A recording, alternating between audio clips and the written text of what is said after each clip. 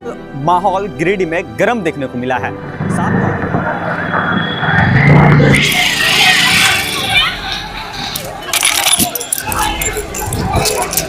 Please थोड़ा side से ही, side से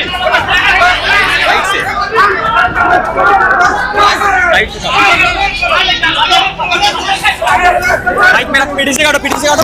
इधर देखो, वार्ड नंबर 18 में फायरिंग भी हुई थी। फायरिंग के दरमियान वहां करने की प्रयास कर रहे हैं, लेकिन यहां पर झड़प दो लोगों में काफी जोरदार हो चुकी है। कुछ आगजनी पत्थरबाजी का कुछ घटना और साथ में ही गोली चलने की सूचना हम लोग को मिली है। पत्थर और लाठी डंडा चल रहा, प्रशासन बीच में है लेकिन बचाव नहीं कर पा रही है। पत्रकारों के साथ ऐसा हुआ है। प्लीज मैं आपसे रिक्वेस्ट करता हूं, आप हमको रिटर्न में दे दीजिए, और आप लोगों के पास कुछ पत्रकारों ने मुझे वीडियो भी दिखाए, आप वो दे दीजिए, वीडियो भी दे दीजिए। That will be evidence, we will take.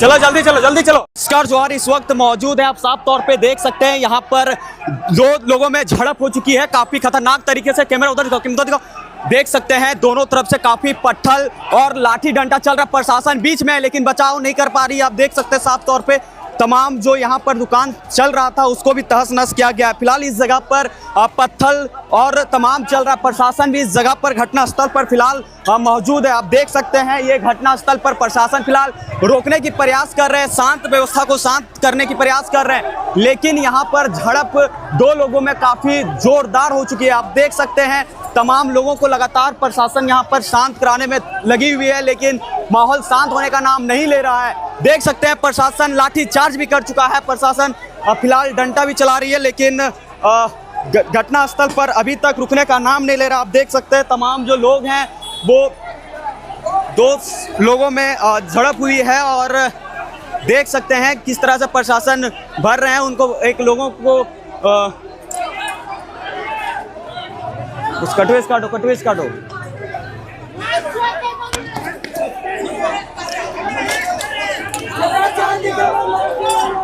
नमस्कार जोहार, मैं नवीन कुमार और इस वक्त मौजूद हैं गिरिडीह में।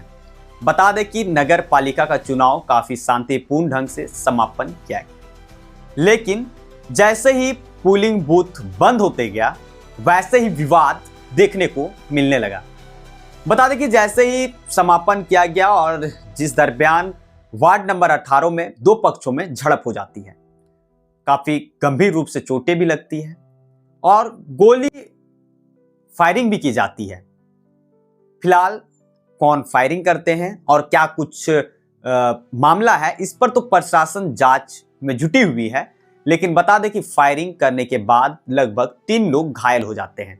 उसका इलाज के लिए सदर अस्पताल गिरिडीह लाया जाता है तुरंत, और वहां से सीरियस होने के कारण वहां से रेफर कर दिया जाता है और धनबाद भेज दिया जाता है। फिलहाल सूचना के अनुसार, गुप्त सूचना के अनुसार और वहीं सूत्रों के हिसाब से जो पता चल रहा है वो ये पता चल रहा है कि एक व्यक्ति की अभी तक मृत्यु हो चुकी है और वहीं 2 लोगों की इलाज चल रही है। जैसे ही इस घटना में पता चलता है तो वहीं तुरंत एक जगह पे और मारपीट होने लगती है। मारपीट होते होते लगातार वहां पे सभी पत्रकार साथी पहुंच जाते हैं, वहां पे कवरेज करते हैं। वहां पर लोगों को घेर करके मारा जाता है, लगभग 300 की संख्या में लोग रहते हैं और काफी गंभीर रूप से मारा जाता है। प्रशासन भी कम होता है, प्रशासन रोक भी नहीं पाती। एक पेट्रोलिंग गाड़ी भी आती है, प्रशासन रोकने का प्रयास करता है, उनके डंडा को पकड़ लिया जाता है, वहीं पे उनके साथ भी हमला कर दिया जाता है। वहीं प्रशासन बहुत ही प्रयास किया कि इस मामले को शांत कराया जाए, लेकिन शांत होने का नाम नहीं लिया। जिसके बाद वहां पे तमाम जो मीडिया के कर्मी थे, जो पत्रकार थे, उन्होंने कवरेज किया, और जैसे ही कवरेज करने लगे तो वहां के जो ग्रामीण जो थे वो आक्रोश में आ गए, और आक्रोश में आने के बाद पत्रकारों पर हमला कर दिया गया, और हमला लोकतंत्र के चौथे स्तंभ पर किया गया। और यह हमला नहीं बल्कि लोकतंत्र पर एक बड़ा सवाल खड़ा करता है। फिलहाल इन सभी मामले को लेकर के जैसे ही पोलिंग बूथ बंद हुई, जैसे मारपीट हुई, उसके बाद एक प्रेस वार्ता भी किया गया। प्रेस वार्ता में तमाम पत्रकार साथी ने उपायुक्त महोदय श्री रामनिवास यादव, वहीं गिरिडीह के पुलिस अधीक्षक डॉक्टर विमल कुमार को इन सभी घटनाओं की जानकारी दी, अवगत कराया। लेकिन प्रशासन ने बताया कि इस पर जांच जारी है और जांच कर रहे हैं। तमाम लोगों की गिरफ्तारी की जाएगी और कानूनी कार्रवाई की जाएगी। लेकिन सवाल यह उठता है, जब पत्रकारों के हाथों में माइक और आईडी कार्ड जब था तो फिर उनको टारगेट करके क्यों मारा गया? क्या लोकतंत्र इतने खतरे में है? क्या आज लोग पत्रकारों को नहीं पहचानते हैं? और पत्रकारों को दौड़ा दौड़ा कर मारा गया, वहीं प्रशासन को भी उन्होंने नहीं लगाया और वहीं पर ग्रामीणों को भी मारा गया। फिलहाल इस मामले को लेकर के पुलिस अधीक्षक डॉक्टर विमल कुमार, वहीं पे उपायुक्त श्री राम निवास यादव ने कहा है कि इस मामले में जांच तेज कर दी गई है। जैसे ही जिन जिन लोगों की नाम मिलती है, जिन जिन लोगों की फोटोज मिलेगी, आप लोगों के माध्यम से जो जो जानकारी मिल पाएगा, उसके अनुसार तमाम लोगों पर कानूनी कार्रवाई की जाएगी। फिलहाल प्रशासन बारीकी से जांच कर रही है और लगी हुई है। फिलहाल इस मामले को लेकर के कौन फायरिंग किए हैं और क्या कुछ घटना स्थल की क्या कुछ मामले हैं, तमाम चीजों को प्रशासन जांच कर रही है और बहुत जल्द प्रेस वार्ता करके खुलासा करेंगे। वोटिंग के बाद एक जगह पे कुछ आगजनी पत्थरबाजी का कुछ घटना और साथ में ही गोली चलने की सूचना हम लोग को मिली है। एसपी के साथ हम स्वयं वहाँ घटनास्थल पे गए हैं। एरिया डोमिनेंस के लिए हम लोगों ने पैदल मार्च भी किया था। उसके बाद उसका रेमिफिकेशन जो भी ना हो उसको रोकने के लिए हम लोगों ने जितनी हमारे पास फोर्स है उसको डिप्लॉय किया है।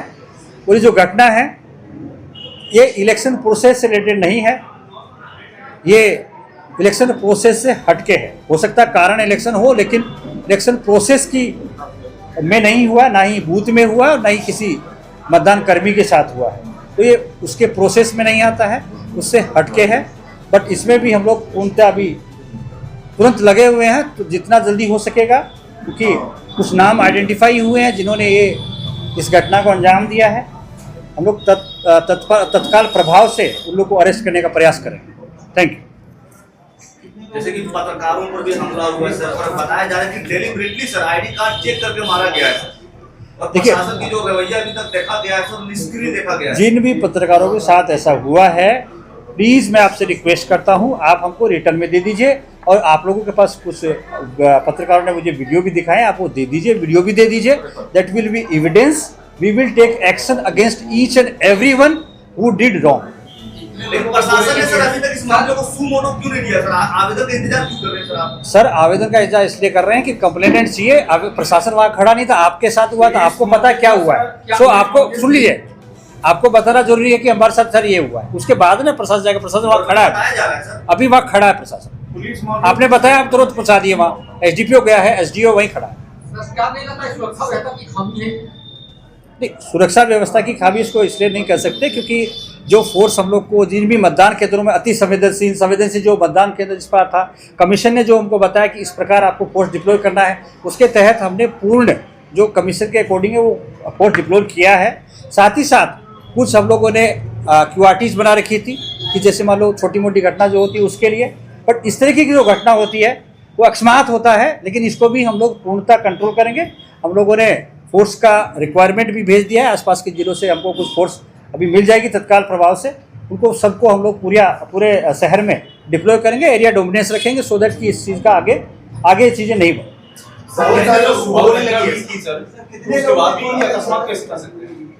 अभी हमको जो सूचना मिली है प्राथमिक दृष्टया, उसमें 2 लोगों को गोली लगने का बात हुआ है, जिसमें एक थोड़ा सीरियस बताया जा रहा है और एक को प्राथमिक उपचार यहीं पे दिया जाए। इस तरह के मामले पहले भी कहीं ना कहीं नेता प्रतिपक्ष बाबूलाल मरांडी ने भी आशंका जताया था कि जब लोकल बॉडी के चुनाव होते तो इस तरह की घटनाएं होती है, क्योंकि विधानसभा और लोकसभा के दृष्टिकोण से हम इसे नहीं देख सकते हैं, क्योंकि लोग लोकल रहते हैं। तो ऐसे में उसके बावजूद प्रशासन ने कॉन्क्रीट फॉर्मिडेबल प्रिपरेशन क्यों नहीं किया सर सुरक्षा? देखिए, हमको आपने जो नाम लिए उनके बारे में हमको नहीं पता। हम लोग के पास स्पेशल ब्रांच है, हमारी स्पेशल ब्रांच के द्वारा जहाँ जहाँ हमको इन्फोर्समेंट दी गई थी उसके अकॉर्डिंग हम लोगों ने फोर्स का डिप्लॉयमेंट किया था। बट अनहैपनिंग, मिसहैपनिंग वो किस प्लेस पे कैसे होती है ये आप भी जानते हैं। हम लोग भी मतलब जो इन्फॉर्मेशन मिलती है उसी पे इनपुट पे ही काम करते हैं। ऐसा नहीं है सर, पहली बार हुआ सर, दिन में भी पहले 2 दिन हुआ सर। भाई आपका हो गया ना, आपका हो गया, आप बताइए, कोई किसी को कुछ पूछना? सर सुबह से ही झगड़ा की वहाँ पे हो रही है उस वार्ड बूथों में। पे घटना हुई है, वहाँ उस पर क्या कार्रवाई? हम लोग कंटिन्यूसली क्यूआरटी भेजे हैं, हम खुद भी गए हैं, आप लोगों ने जहाँ पे भी बोला है हम स्वयं गए, हम यहाँ बैठे हुए नहीं हैं, हम कंटिन्यूसली फील्ड में ही रहे। आप पूछिए प्रत्येक बूथ में मतदाताओं से ही बात करिए मैंने, अंदर उनके जो आपके अभिकर्ता हैं, अंदर जो बैठता है कैंडिडेट्स के, हमने उनसे भी हर जब भी गए पूछे हैं कि कोई बात तो नहीं है, कोई प्रॉब्लम तो नहीं है, कुछ इशू तो नहीं हो रहा है, कोई प्रभावित तो नहीं कर रहा है। हमको खुद को किसी भी अभिकर्ता या किसी कैंडिडेट ने कोई शिकायत हमको नहीं करी। जिस बूथ पर अभी घटना हुई है, उस बूथ पर सुबह 8:30 सर बूथ पे घटना नहीं हुई है, पुनः फिर कह रहा हूँ, हम खुद गए वहाँ पे, बूथ पे कोई घटना नहीं हुई है, बूथ पे कोई घटना नहीं हुई है, बूथ से दूर में हुई। ठीक है, प्लीज सर, वेरीफाई बहुत कर सारे लीजिए। बूथ में ऐसा हम भी भी गए देखा हैं। गया जहाँ पे कैंडल जला करके वोटिंग किया जा रहा था, मोबाइल अंदर ले जाकर के टॉर्च जला करके वहाँ पे मतदान किया जा रहा था, इसके बारे में क्या कहना है सर? सर टॉर्च जला के नहीं किया गया, कैंडल जला के किया गया एक जगह पे, क्योंकि वहाँ क्राउड थी, हम लोग व्यवस्था कर रहे थे, वहाँ पे इमीडिएटली तार जल गया था और तार को हमने ठीक भी किया। हम गए तब वहाँ लाइट आ गई थी, जब तार ठीक कर दिया तब मिस्त्री ने। तो ये सारी चीज़ें अनहैपनिंग तो होती रहती है, हम लोग के घर में भी होता है, तार जलता है तो हम ठीक करते हैं उसको। 8:30 बजे जो 18 नंबर पे हुआ और 2:30 बजे जो आपको 27 नंबर पे, उसके बाद भी प्रशासन अलर्ट तो ले रही। सर 18 में क्या हुआ, 27 में क्या हुआ, आप बताएंगे तब देंगे जवाब आपको। उसी समय तुरंत क्यूआरटी गई है वहाँ पे जहाँ पे भी आप लोगों ने बोला, या कैंडिडेट ने बोला, या किसी व्यक्ति ने बोला, हम तो कह रहे किसी मतदाता ने कुछ बोला है हमको, हम यहाँ बैठे हैं, हमारा फ़ोन देख लीजिए, जो भी हमारे पास फ़ोन आया है उस पर हम रिएक्ट किए हैं, हम गए हैं, इवन उसको दोबारा पूछे भी हैं कि भाई आपने जो समस्या बताई थी सोल्व हुई, हमको आंसर मिला है कि सर हाँ सोल्व हो गया है। सर वार्ड नंबर 20 के बक्सीडी में भी हंगामा हुआ था, पुलिस क्या सर वहाँ पे बक्सीडी मीडिया जो है भीड़ का हिस्सा नहीं होता है, हम पिटाई हम सर ठीक है, आप दे दीजिए, एफआईआर करेंगे। अरे सर हम क्यों आपको आवेदन देना है सर, मेरी बात समझिए, आपको आवेदन देना पड़ेगा, यू आर ऑल्सो सिटीजन, आपकी भी रेस्पॉन्सिबिलिटी है। मीडिया तो भगवान नहीं ना, आप तो ये आप अपना रेस्पॉन्सिबिलिटी निभाएंगे नहीं सर, आपको रेस्पॉन्सिबिलिटी निभानी पड़ेगी, आपके साथ जो हुआ है आपको अपने बताना पड़ेगा, यही हमारा संविधान कहता है, यही हमारा रूल कहता है, लीगल कानून कहता है। मीडिया पे जो हमला हुआ सर में वो शांतिपूर्ण ढंग से मतदान चला है, छिटपुट कहीं कहीं पे ये चीजें आई थी, और जो मामला अभी जो आया है वो भी मतदान खत्म होने के बाद में हुआ है, और वो भी 400, 300, 400 मीटर उसकी दूरी है। तो ये पर्सनल ग्रजेज को लेके हो सकता है, इसका कोई चुनाव से कोई पर्सनल जो है वो हम लोग इसको नहीं कर रहे, क्योंकि ना ही बूथ में हुआ है ना किसी तरह का हुआ है। इसमें जो भी लोग दोषी हैं, चाहे वो व्यक्ति कोई भी हो, जिसने भी गोली चलाया हो, चाहे जो भी हो, उस पर कड़ी कार्रवाई की जाएगी, वो क्रिमिनल एक्ट के तहत उस पर कार्रवाई। सर लोग सर आप ऐसा क्यों बोल सकते हैं क्या ये चुनाव के बेसिस पे नहीं हुआ? तो दोनों का समर्थन था, ये- दोनों का समर्थन था। क्योंकि सर पूरा आज पूरा टाउन बंद है, तो ये तो चुनाव के कारण ही हुआ होगा। ये ऐसा 5 बजे तक आप लोग को पता है कि चुनाव 5 बजे तक में हाँ, जो लोग अंदर चले जाते हैं उनकी वोटिंग होती है, ठीक है।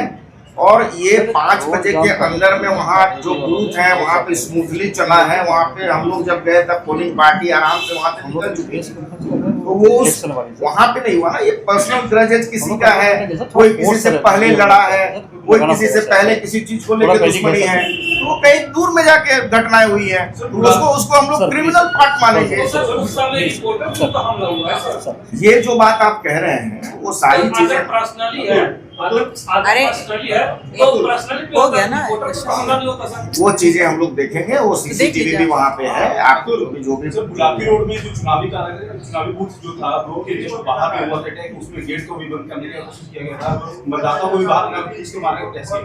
देखिए, जो वहाँ पे SST FST होंगे उनके द्वारा भी वो सब चीजें आएंगी, और उन सब चीजों पे जो आप कह रहे हैं अगर वो घटना हुई है उसकी वीडियो रिकॉर्डिंग होगी, उसमें प्राथमिकी दर्ज की जाएगी, आगे कार्रवाई। सर इसमें मैं एक मिनट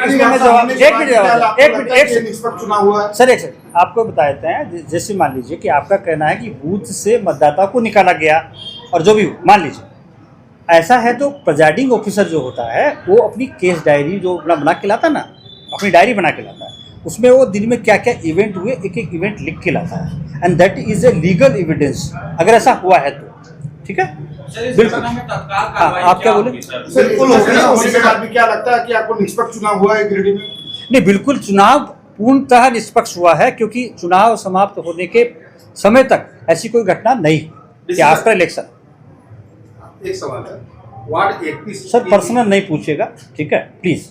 कुछ लोग पर्सनल पूछ रहे हैं। नहीं बता रहे हैं, मैं आपसे रिक्वेस्ट कर रहा हूँ, पर्सनल मत पूछिएगा, आप जो न्यूज़ पूछ रहे हैं न्यूज़ पूछिए। हाँ, उसी से संबंधित मैं पूछ रहा हूँ, वार्ड 31 की बीएलओ अरे किसी को हाँ वो बूथ में थी, उसकी पुत्रवधू वहाँ चुनाव लड़ रही थी और पूरे दिन भर वो अपने पुत्रवधू के लिए कैंपेनिंग भी की।